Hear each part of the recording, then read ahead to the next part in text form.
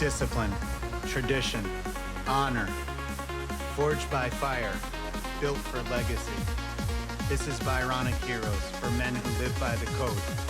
I'm Benjamin Carey. Yes, sir. Yes, sir. Today we're going to talk about the warrior mind, turning rage into power. There's a moment before anger hits where everything goes silent. You know what I'm talking about. Your pulse slows down.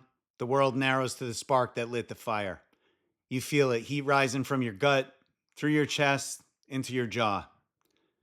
Right there in that second, every man has a choice. Let the fire own you or forge something out of it. That's a test. The difference between a man who reacts and a man who rules himself. This isn't about pretending not to feel anger.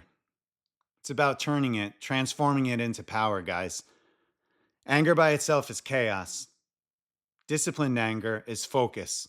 Control it and it becomes a weapon for good, a force that builds instead of destroys.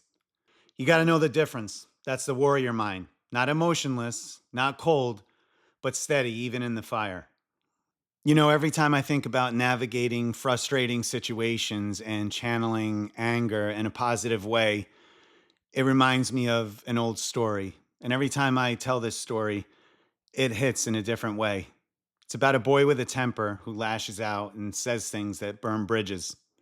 His father, a wise man, teaches through action, hands him a hammer and a bag of nails. Every time you lose your temper, the father says, drive one of these nails into the fence. So the first day comes and the kid ends up driving like 42 nails into the fence. By the end of the week, he's got blisters on his hands and the fence looks like it's been through a war. So time passes and he realizes it takes more effort to keep hammering than to calm down. So he starts to pause and think and breathe. One day, the kid drives no nails at all. So he tells his father. The man smiles. Good. Now every day you keep your temper, pull one nail out. So weeks pass and the boy works on this. Finally, after every nail's gone, they stand in front of the fence together. You've done well, the father says, but look closely. The wood is full of holes. When you speak or act in anger, your words are like these nails. You can pull them out, but the marks remain. That fence is your family, your coaches, your teachers, the league directors, everybody that you come in contact with. It's your marriage, your friendships. It's your legacy. Every angry reaction leaves a hole somewhere, a scar. This isn't about guilt. It's about awareness. Know that and you start taking responsibility for what your fire touches. Men, let's face it, we hear it all the time, right? Stay calm, keep it together. But almost no one teaches us how. That story teaches us the why. Self-control isn't just avoiding mistakes, it's preserving relationships. As a father, a coach, a leader, your reaction becomes the blueprint for the young men watching you. Blow up every time you're challenged, they'll learn that emotion equals explosion. Hold steady when you're boiling inside, and they'll learn that strength can be quiet. My sons didn't need a perfect father. They needed a consistent one. Someone who could show them how to stand still when life hits hard. They saw me fail. They saw me do a brutal self-inventory and grow as a human being. Every man carries fire, but only a few learn to hold it without burning the people down around them. Football, for example, exposes who you are. A coach loses cool, the team loses discipline. A coach stays calm, the players lock in.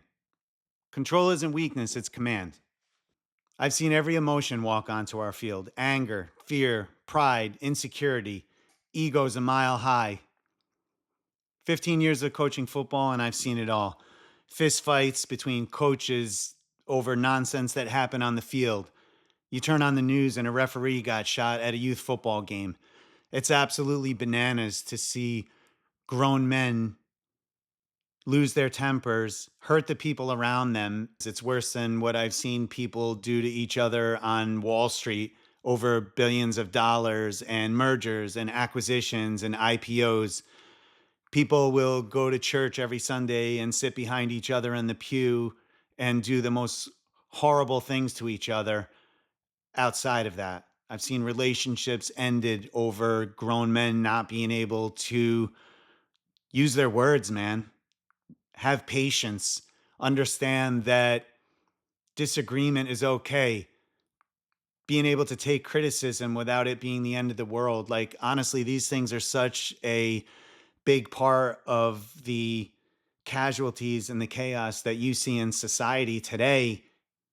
People don't have room for debate, and they don't have the patience and tools to handle frustration and different opinions and criticism and everything else. And as men and coaches, it's our job to teach the kids that we coach and our sons how to handle these things and arm them with a set of tools that are going to carry on into their professional careers and their homes and families when they start them. I was at a high school championship game one time, and this dad is having a complete Jerry Springer style meltdown in the stands. He's screaming at the coaches on the field to put his son in. He's sending them text messages from his phone. He's cursing. He's carrying on. He's drunk out of his mind. And all the young kids in the stands, the other families, the parents, the coaches, everyone's watching this thing unfold. And the man just doesn't have the tools to handle his emotions the way that he should. And he ends up burning bridges, making a complete fool out of himself. It's insane. 15 years of doing this, I have emails, I have text messages, I have stories, I have recorded phone calls. It's insane. I got a dad one time on a phone call threatening to kill me because I'm not promoting his son enough on Twitter, but I'm promoting all the other kids.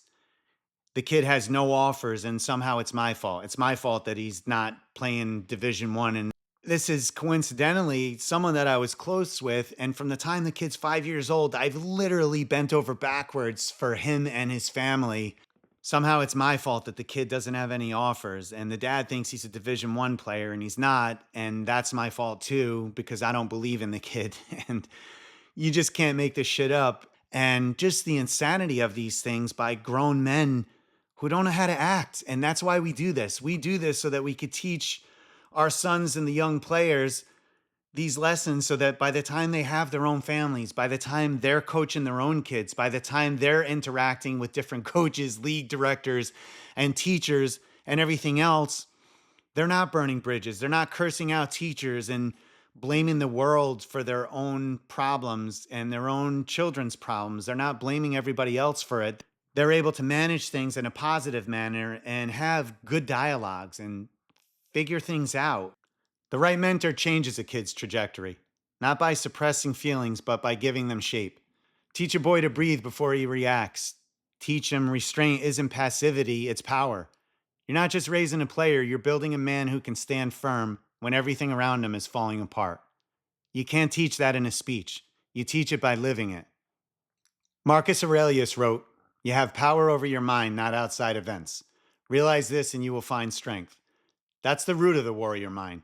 He didn't say ignore the world. He said master the only thing you truly control, yourself. He led armies. He ruled an empire, faced betrayal, war, death. His writings were not about conquest, they were about clarity.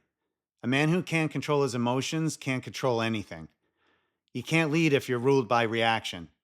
You win by direction, intention in the middle of chaos. Stoic discipline isn't emotionless, it's anchored. Football is one of the greatest sports in the world, and one of the things that I like about it is the ability to work with young men during their formative years and teach them lessons that'll carry on into adulthood. I use a lot of football references and analogies. Tony Dungy, for example. He never needed to be the loudest man in the room. His players would run through a wall for him.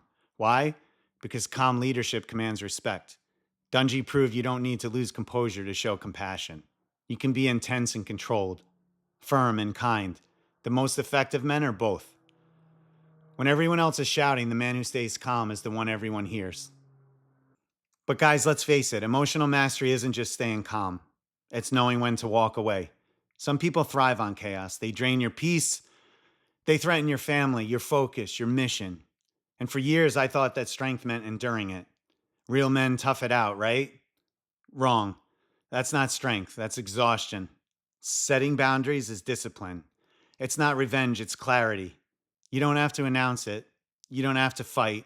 You simply stop granting access to what disturbs your peace. I went through this in my professional career. I went through it during my divorce. And I certainly went through it navigating the crazy world of youth football. I lost a few of these relationships over the years. I got smart and I cut these toxic people out, people that threaten your family or question your character, or people you give second chances to over and over and they do the same thing, right? I believe in second chances. I'm a product of second chances.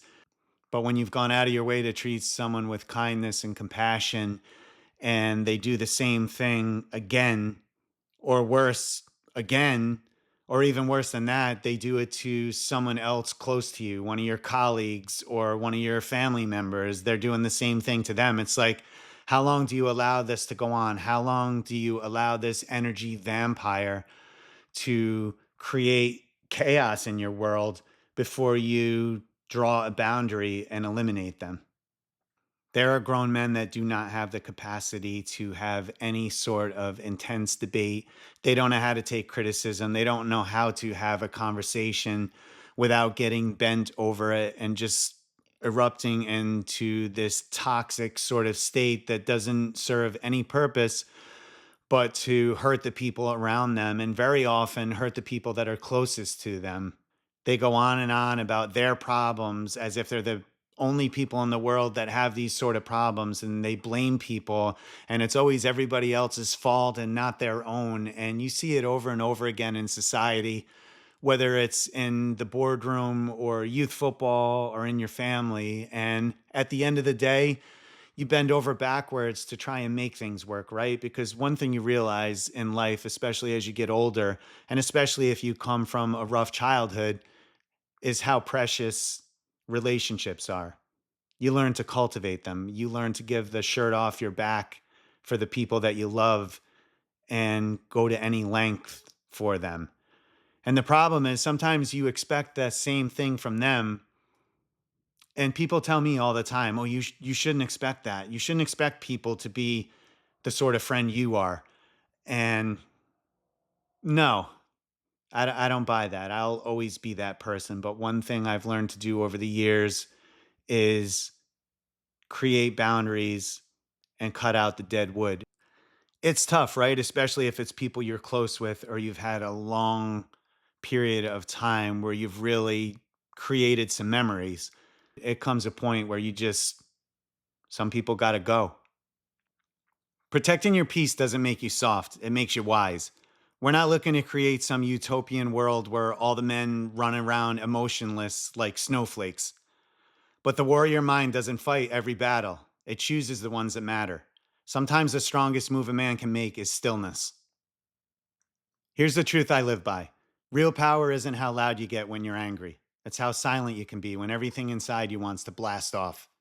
Rage undirected destroys. Rage channeled becomes fuel. That's how warriors are made. Through restraint, through control, through the discipline to feel the fire and not be consumed by it. You go through this life, you do the best you can, you're kind to everyone, you manage your emotions, you use the tools, you learn from your failures, and at the end of the day, you cut out the dead wood, you create boundaries, and you eliminate the toxic people who only bring that black cloud into your world. What separates the men who rise from the men who break? It's not talent, it's not luck, it's control. A warrior mind is built in silence, in the moments no one else sees, when everything in you wants to react and you choose restraint instead. That's how you turn rage into power. That's how you lead. That's how you build legacy. The man who masters himself masters everything. Real strength doesn't shout, it stands. Thanks for joining us. If you like what we talk about and you believe in the code, tap that subscribe button for YouTube, Spotify, Apple, or whatever your favorite podcast platform is. We'll see you next time. This was Byronic Heroes, forged by fire, built for legacy. Click subscribe to join us next time.